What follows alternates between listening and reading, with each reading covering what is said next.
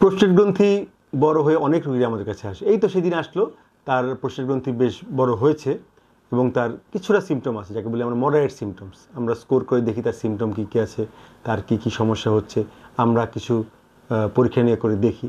দেখার পর তার সিমটম যদি অত সিভিয়ার না হয়, সেক্ষেত্রে কিন্তু ওষুধ দিয়ে অনেক দীর্ঘ সময় 2, 4, 5, 10 বছরও আমরা রোগীকে ভালো থাকতে দেখি। কাজেই অনেক সময় তো কোনো চিকিৎসা লাগেই না, শুধুমাত্র লাইফস্টাইল মডিফিকেশন বা জীবনযাত্রার কিছু পরিবর্তনের মাধ্যমেই রোগীরা ভালো থাকে। আর অনেক সময় দেখা যায় যে হ্যাঁ, কিছু ওষুধপত্র খেলো, রোগীর লাইফস্টাইল মডিফিকেশন করলো, সেক্ষেত্রে তারাও ভালো থাকে। যেমন আমরা এক্ষেত্রে আমাদের আলফা ব্লকার ওষুধগুলো, যেমন ট্যামসুলোসিন, সিরোডোসিন, আলফোজোসিন ওষুধগুলো আমরা দিয়ে থাকি।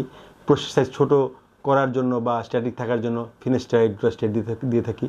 আবার যারা সেক্সুয়ালি অ্যাক্টিভ, সেই রোগীদের ক্ষেত্রে আমরা সাথে সিলিনাফিল, টাটারাফিলের কম্বিনেশনও পাওয়া যায়, সেই ওষুধগুলো ব্যবহার করে থাকি। আবার একই সাথে যদি রোগীর দেখা যায় যে আমাদের বিভিন্ন ধরনের সপামেটো বা অন্যান্য ওষুধপত্রও এসেছে, যেগুলো প্রোস্টেটের জন্য নির্দোষ ওষুধ, এবং দীর্ঘ সময় খেয়ে রোগীরা ফলোআপে থাকলে অনেক সময় দেখা যায় যে কোনো অপারেশন লাগছে না, পরিহার করা যায় অপারেশন, এবং রোগীরাও দীর্ঘদিন ভালো থাকে এবং ফলোআপে থাকে। কাজে প্রোস্টেট গ্রন্থি বড় হলেই যে অপারেশন লাগবে বা চিকিৎসা লাগবে এমন না হতে পারে। এই জন্য দরকার দক্ষ ইউরোলজিস্টের পরামর্শ।